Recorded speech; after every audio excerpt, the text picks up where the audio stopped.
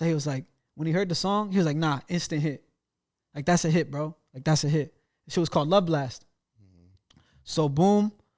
I was like, what we gonna do? It was like, let's pay. I'm like, let's put it out. But, like, I'm like, bro, I be putting out music all the time. That shit don't go nowhere. He was like, well, I got some money saved up. You got some money saved up.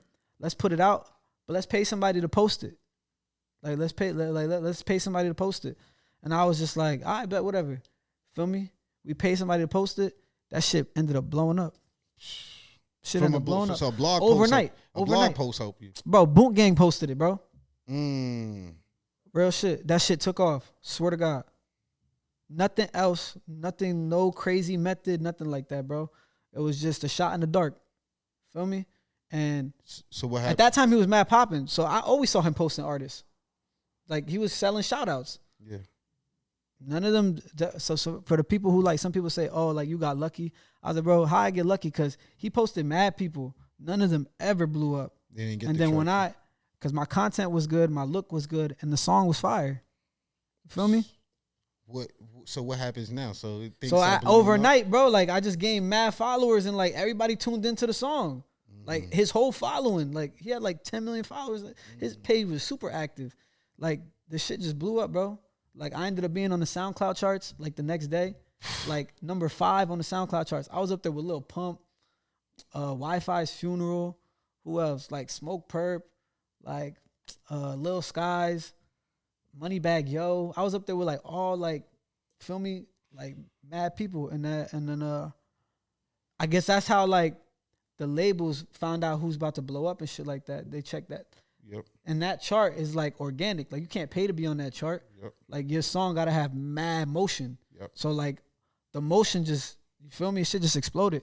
And then, like, I just started checking my Instagram DMs. I had mad people all around the world posting my song, Love Blast. And I was like, damn, this shit's spreading like wildfire. Like, this shit really going. And then, like, one thing led to another. I just started getting, like, DMs from, like, labels and stuff, like 300, like, oh, we want to sign you, come through. Interscope, we want to sign you, come through. Like Joey IE, John Janik, you know those guys. Yeah, that's course. Interscope. Feel me? Atlantic. Yeah.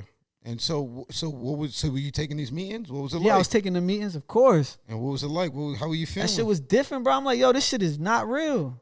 You feel me? This shit is not real. Did you end up signing with anybody? Yeah, I ended up signing to REID, but see, that wasn't even my choice for real, cause I ended up getting, like, fucked over type shit, cause when during this whole, like, little blow up, some manager dude, like, approached me. He was like, yo, like, I'm gonna get you signed, blah blah blah. I was like, word. But, like, I was gonna get signed without his help. I didn't know that at the time, but he knew that.